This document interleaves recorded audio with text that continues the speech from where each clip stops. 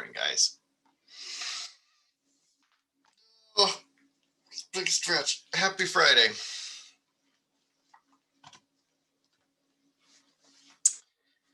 you guys are doing well. It's a bit of a gloomy day outside, but at least it's spring. That's going to happen. April showers and all that. And it is warming up, so that's fine. Yeah, so I'm gonna wait. I'm gonna wait a minute before I really launch into anything. It's not like officially 9 o'clock yet. I've got a nice little Rudolph thing going on. I'm almost 35 and I still get acne, which is when you get to my age, that's kind of exciting because it's like, oh, hey, I'm still young. But I have a nice little zit that I like scratched into like a scab on the tip of my nose. I feel very Rudolph the reindeer today. So enjoy that. Enjoy just staring at that for the entirety of this class, because now you can't unsee it. Okay, so this is World War II week. There's a lot to say about World War II, and a lot has been said about World War II. I don't know about you guys, but when I was growing up, it seemed like all of American mythos kind of revolved around what we did in World War II. Like that's all it feels like that's all I heard about in grade school, social studies classes, in like 8th grade American history class, and high school, and even parts of college. Like everything, you turn on the History Channel, back then it was that. Nowadays the History Channel is like, I don't know, Ancient Aliens and Ice Road Truckers or whatever. I haven't watched History Channel in literally like 20 years. So Pawn Stars, right? It's kind of like reality trash. But when the History Channel was actually focused on doing history stuff, which was pretty boring. I'm sure that's why they switched to like more reality TV. Basically, the History Channel there was a joke back in the early 2000s. So it's like, oh, it's the World War II channel, because all it is like black and white documentary footage about storming Omaha Beach for the 100th time that week, right? So anyway, what I'm trying to say is, a large part of the American kind of national mythos about ourselves is how awesome we were in World War II, which is true. I mean, like America did do a lot of extraordinary stuff to help the Allies pull through and win the war. There's no doubt about that. But it's also kind of like upheld as, the pinnacle of American industrial might. American society is kind of the victory society.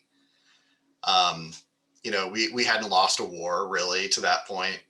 If you don't count 1812, America never really lost a war, a major war anyway. We carry that mentality into the Cold War. So World War II is a really big deal, not just from a Western perspective, but from an American perspective.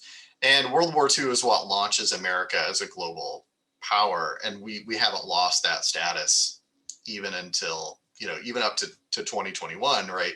The United States becomes one of the great powerful nations of the world through the crucible of World War II.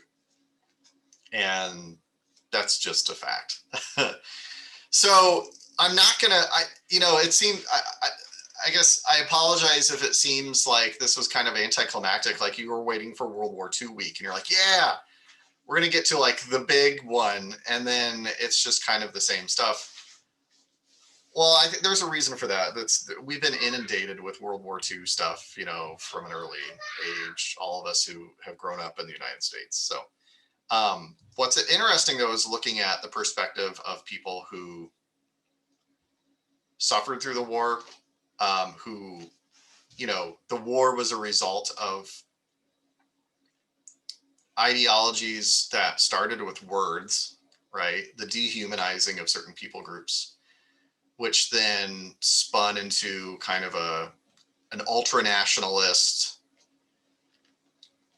spree of conquests by the German state, and which spun out of control, and we got a major world war out of this, built around white supremacy and genocide of what Adolf Hitler and his supporters saw as undesirables, right? We're trying to strengthen the German nation by getting rid of the parasites on German society. And that was a big group that included not just the Jews, that included other German people that didn't agree with fascists, the socialists, the liberals, the communists, different people groups within German society, gay people, handicapped people, right? The Romani, right? The Gypsies, right? Were a big target of, like, so basically there is a bunch of undesirable groups that didn't fit the white supremacist kind of Aryan nation mold that Hitler was peddling for a couple of decades.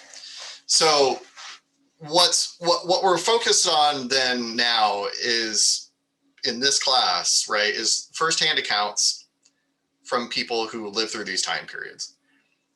What isn't talked enough about, I think, and I'm just one college professor, so what do I know?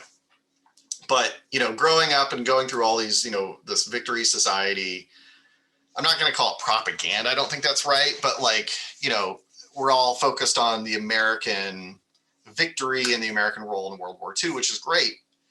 But looking at it from the perspective of marginalized people, looking at the war from people who survived it and went through the worst possible elements of it, gives us a perspective that isn't talked about enough, I think. So that's why I selected these 3 documents for us to discuss today, and they're a part of your analysis paper assignment. So hopefully you're coming out of this discussion with a bit more nuance than the average American citizen, right? Which is the whole goal of a college history class, is to add nuance, and to make you guys well-rounded citizens. So you can see the world through different eyes than most people do. So the first document is Kuribashi, A Child's Experience. Starts on page 959. This is told from, the 2 written documents are told from the perspective of civilians, right? And so this is, Kuribashi is as a Japanese citizen. He's a child. His father, is involved in the Pacific conflict, World War II, and he experiences the atomic bomb, not firsthand, like he, as the story goes, right? If you've read the document, he's kind of sent away to a different part, but he experiences the fallout of the atomic bomb through the people that he sees, and his mother particularly, who was right there during the Hiroshima blast. So that's the kind of the short of it. What kinds of things does Kuribashi focus on when you're reading the document? What kinds of things is he focusing on? Particularly his mother, how does she, it's sad, right? This is a sad story, but, like, how does she experience the effects of the atomic bomb? And how does Kuribashi kind of tell this through his story?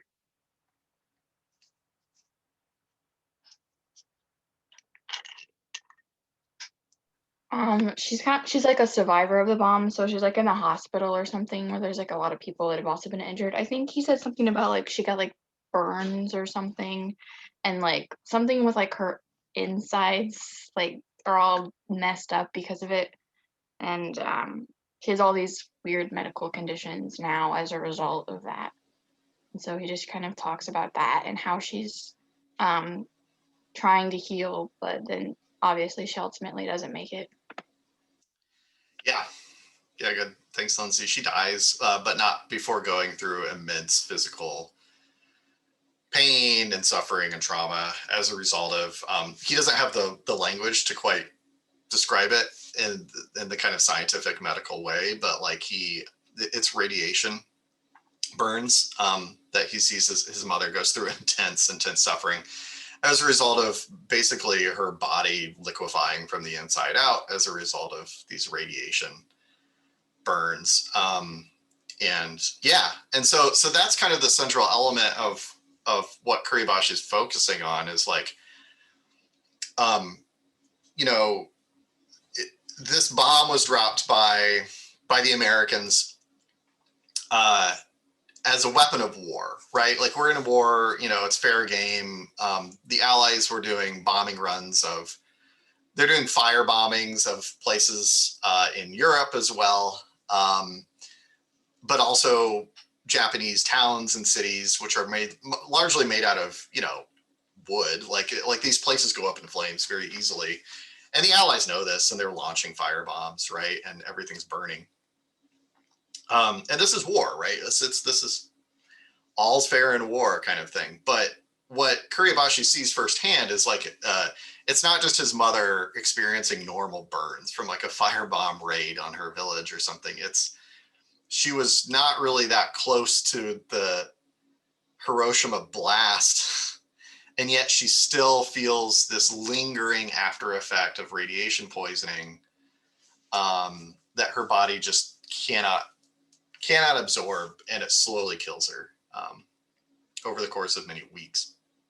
So it's this horrible perspective, right, that you don't normally get from a war story. And how does he like process through this? What kinds of feelings and emotions comes out in this story as a result of this? Like what kinds of feelings and emotions do you see in this? Well, at one point he was kind of questioning it. He's like, why does my mother, an innocent person, have to like kind of go through this? And he's like, he said, I could not suppress the anger that I felt. So he's like very upset that the Americans had to do this. Of course, I don't know if he knew that it was the Americans or not, but he's just upset that this event had to happen and that his mother has to suffer because, you know, he's just a child. He doesn't really understand what is going on. Yeah. Yeah, good.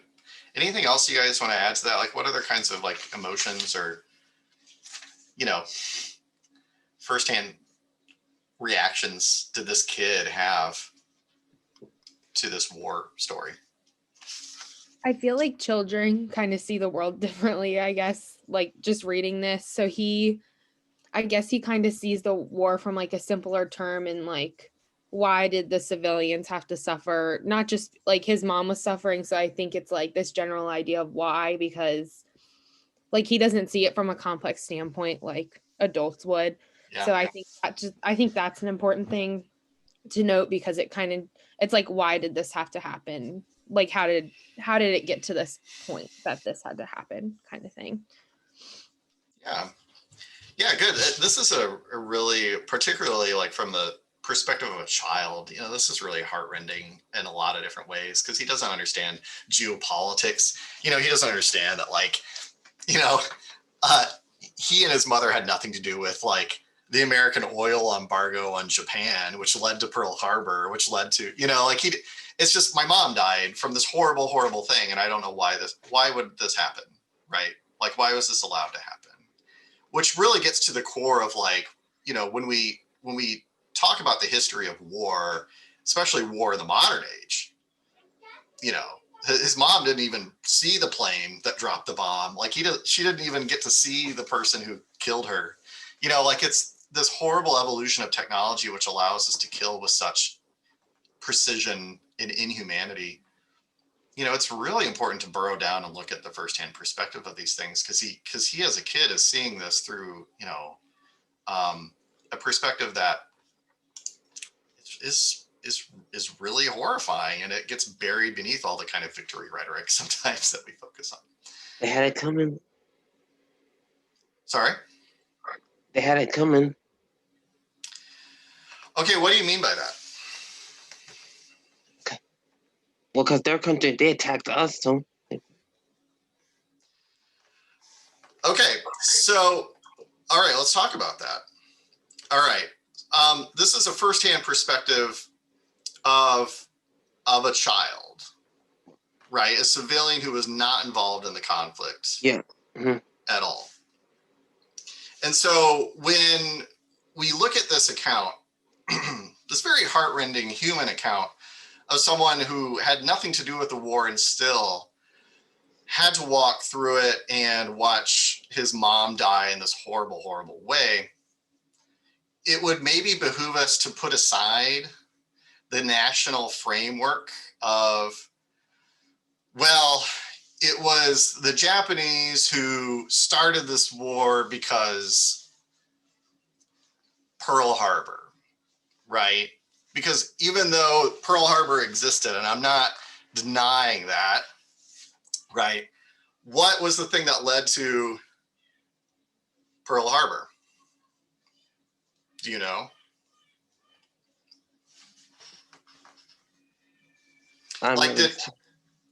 We know they attacked Pearl Harbor, but I don't know why. Because we weren't even involved in the war at the beginning. Right. But there are choices made by national governments that lead to war.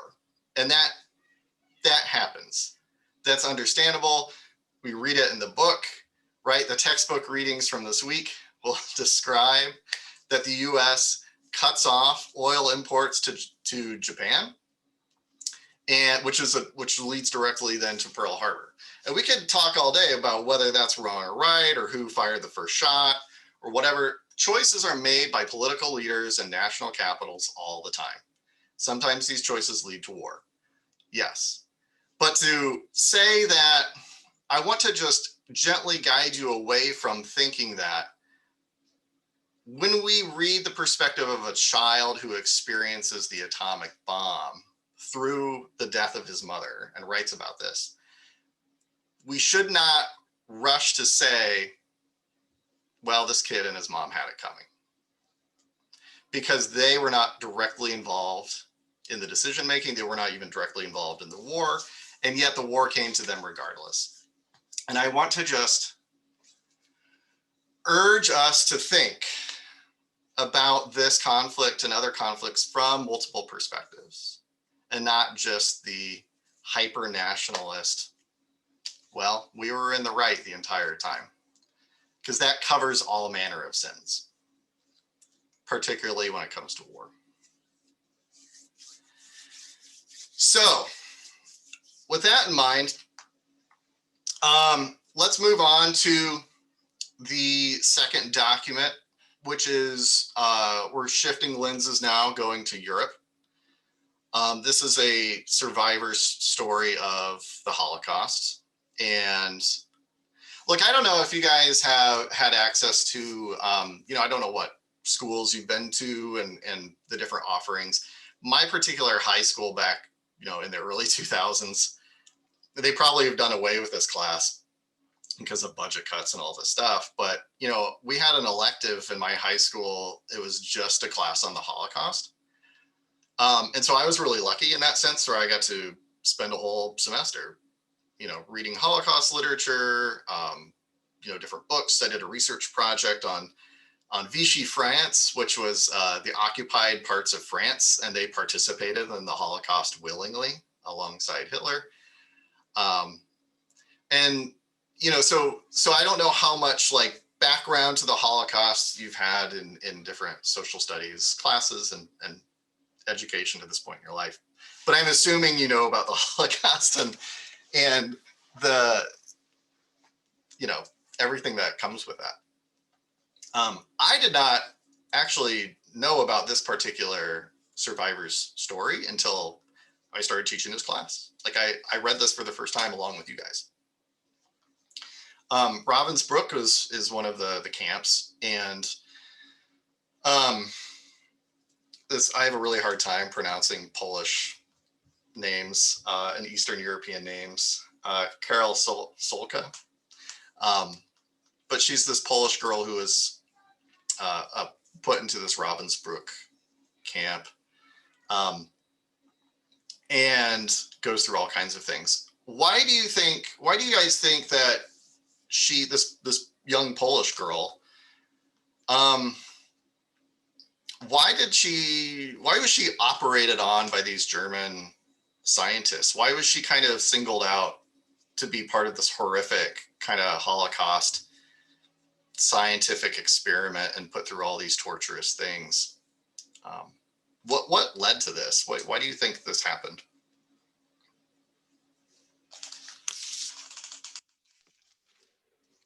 Well, we know Hitler hates Jews. Yeah. Is she Jewish though?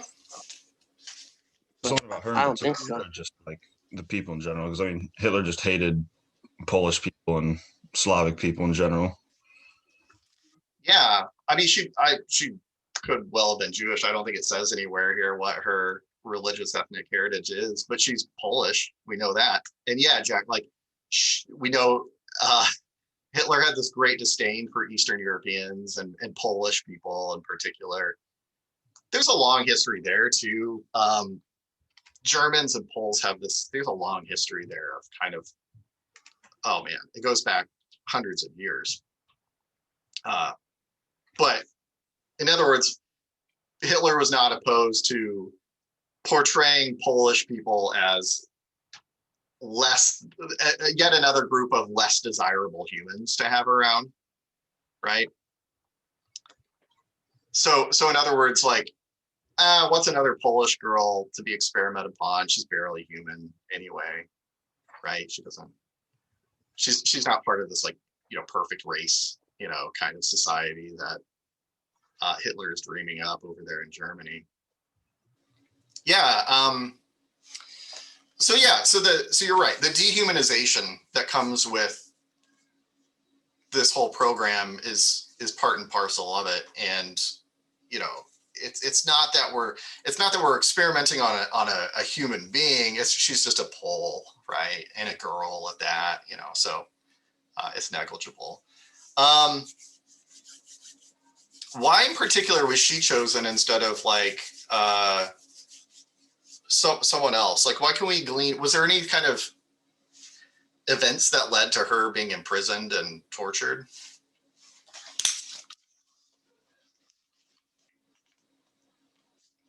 I'm trying to remember actually what led to this. Oh, it doesn't say in the document itself. It's in the preface, like the little italicized description. She was a courier for the Polish resistance, so she was kind of seen as an enemy of the state anyway. So what kinds of things do they do to her? Like what, I hate talking about this, but I feel like it's kind of important. What kinds of things does she undergo in the Ravensbrück camp? It doesn't say like her legs get like cut open and there's like stuff oozing out, and then she talks about how much pain she's in, and then they give her like shots of stuff to just kind of like knock her out, and then she wakes up not knowing what happened to her whenever she was like blacked out. Yeah, they cut open her leg, remove parts of her leg bones as kind of an experiment to see what happens when people I don't know what, like we don't really know what the motive here was, other than she was this dispensable Polish girl who the SS felt like they could operate on her without feeling any moral compunction, and they did. So yeah, she goes through this horrible experience of like getting knocked out, operated on, waking up in intense pain. Her legs are like not working anymore. And it turns out they're removing bones piece by piece from her shin and other parts of her leg. Why?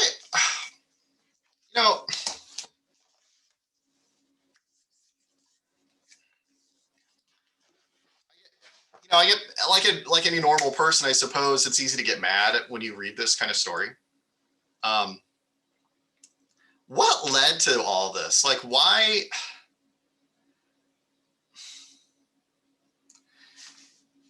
How do do we get from, and this is not a question on my kind of prep list, so I apologize if this is kind of catching us off guard, but I want to see what you guys have to say about this. Like, how do we get from point A to point B? How do we get from, Hitler wants to make Germany a strong nation again, to operating on innocent Polish girls in a concentration camp? Like, how do we get from point A to point B? Like, what do you guys think? Like, how do human beings allow ourselves? How do we give ourselves permission to do these horrible things to each other? Like, how does this make sense at all? I guess. I just feel like whenever Hitler first started, he's like, oh, we're going to make Germany a great nation. Then he just started spreading like all these hatred and targeting groups and spreading lies. And I feel like people thought, oh, because our leader's saying this, it's okay. And then it just kind of spread like that. And then these people thought it was okay to, target Jewish people or like Polish people and other groups that they just didn't like. And then all of a sudden it became, let's put them in concentration camps. And then from there it was like, oh, let's experiment like on them because they're not human anyway, which is horrible to think. And so I just feel like it went about that way. So it kind of starts from like a systemic kind of program to identify enemies. Like there's an us group, there's an in group and an out group, right? There's an us and a them. And anything that gets in the way of us achieving greatness, even if it means tormenting and killing millions of them, it's perfectly excused. I feel like in Hitler's eyes, yeah, that's what he thought. Yeah. So basically, if we can boil it down, the ends justify the means, right? Like is that wrong or? Yeah, like I feel like if you're in the in group, then you're basically like, you can do kind of what you want really. And that's your justification. Oh, I'm in the in group. That's why I can get away with this. Yeah. I mean, this is something I struggle with a lot, particularly lately. Globally, there's been kind of a shift towards leaders who, and we talked about this last week, authoritarians who kind of knock down established democratic norms. I'm thinking Duterte in the Philippines or Viktor Orban in Hungary. Bolsonaro in Brazil, like that we have, democratic societies that you see get kind of hijacked by authoritarian strong men, and they do so. All of these examples, do so by villainizing outsiders and claiming they're not the true Filipinos or Brazilians, or they're not true members of the nation. But there's us, and we have to do whatever it takes to make sure we, the in-group, succeed and come out on top. Like, it's almost like there's this like the civil war happening within the nation. This is not too far afield from the ways Mussolini and Hitler rose to power. And this is I guess one of the big lessons of history is when you see your nation devolving into hyper nationalist rhetoric of saying like our nation is on the verge of collapse because these people are poisoning it, we have to do something about this. That's a really big red flag. That it's this logical thinking, like you can see the gears turning in the heads of these people saying the ends justify the means, right? That they're giving themselves permission to do really bad things to other people, sometimes their own countrymen, right? Their own countrywomen and men, doing really terrible things to each other, just to justify, the end goal, which is making the nation strong again, right? I worry about that because I see in the news a lot this kind of hyper nationalistic or hyper polarized rhetoric where two sides are kind of villainizing each other, and this leads to terrible things. So that, I guess that's kind of my that's my very short soapbox from the perspective of a professional historian. You know, history may not repeat itself, but it sometimes rhymes, and that this is kind of what I worry about in the 2020s. So, you know, we could look at Carol. I'm going to embarrass myself just trying to say the name. Karolewska and Kuribashi and their stories as civilians of having to suffer through this war and survive it through unspeakable trauma. It's good to hold those perspectives in tandem with the nationalist histories of the victor, right? Of America is awesome and the West won, and you know, we did this and we did things like drop the atomic bomb and stuff because we feel like we had to, and all these choices have consequences. And you can look at all the justifications for them, and I think that's fine. But to remember that these choices have consequences, no matter what side you're on, right? Decisions were made and people suffered. And it's best to not allow ourselves to get to that point in the first place where we dehumanize each other into starting another war. That's the easiest way to avoid having to make these horrible choices about whether to drop the bomb or whether to invade this country or whatever. It's that's I think one of the great takeaways from World War II, along with America is awesome, which of course we are. Right? Okay, one last question, and this last question I think speaks directly to just like the other documents have. This one speaks directly to the paper prompt, which is, you know, these pictures of the aerial bombardments of World War II. Airplanes became a hugely important weapon of war in World War II, and they have been ever since. Air superiority is everything now in war, in modern warfare. But World War II is really what led to this. So the aerial bombardments of cities is what you can see on page 967 onward. You know, we look at various cities in Europe and see them basically turned into parking lots because of bombs dropped from the sky. What does this tell us about the destructive nature of World War II? I mean, what is it like? Have we seen anything like this before? What makes World War II special in the sense of its destructive capabilities? Like the advancement of weapons, then also just the way that it was fought literally all over Europe versus World War I was just minimal on one or two fronts, mainly just one front, and then it was all the way, you know, from Moscow to into France and everything. Yeah, I mean, this kind of tells us the scope of the war, because we're looking at, you know, this is Cologne, Germany, and Dresden. Dresden was one of the cities that the Allies specifically used incendiary bombs on. So you could Google the firebombing of Dresden, right?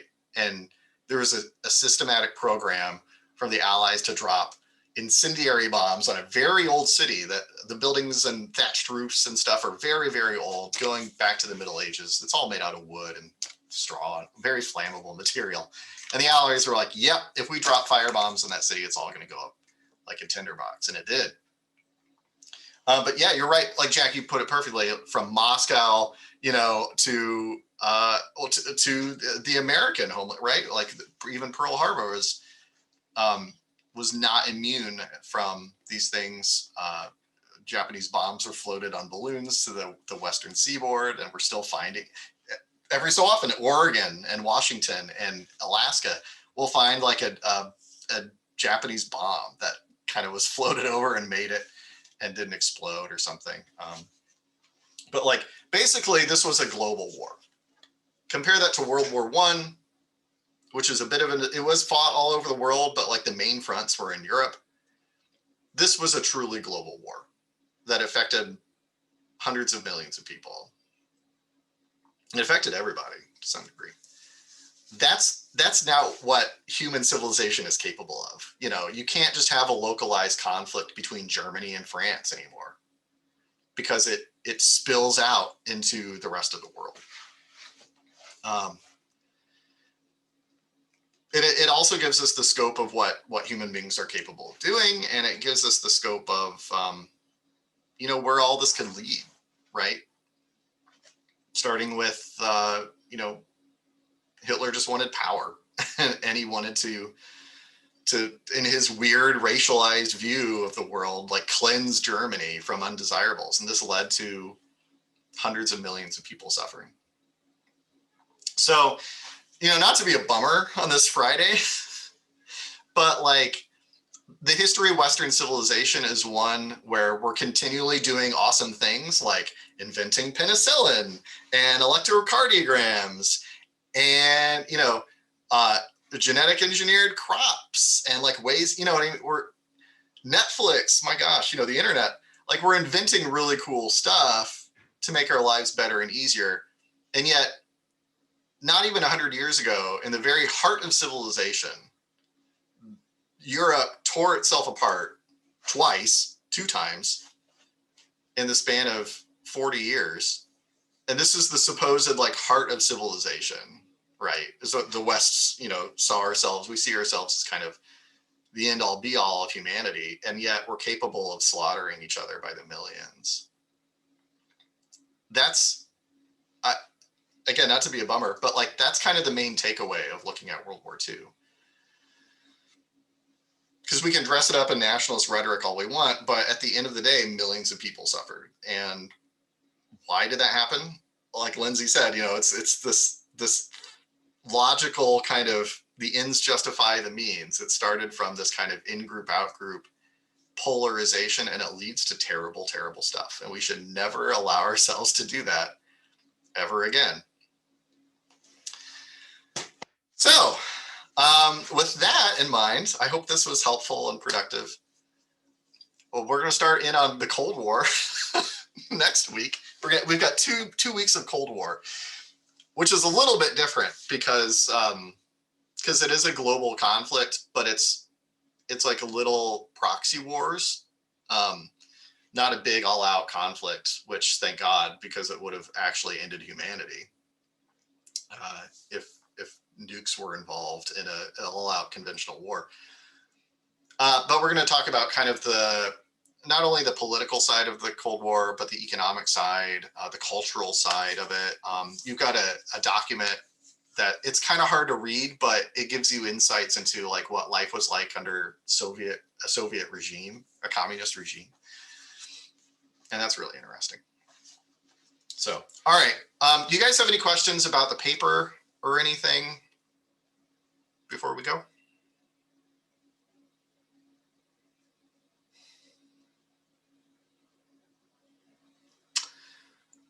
Well, if you think of something, let me know.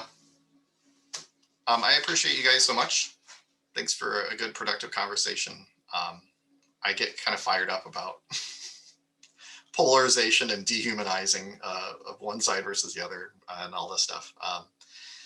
But I hope this was useful in some ways. All right. Well, thank you guys for being here. I appreciate you. Have a great weekend. See you. See you, Jack. Thank you. Yeah, thank you. Yeah, thanks. Peace. Thanks, guys. Have a great week. You too, Jenna. And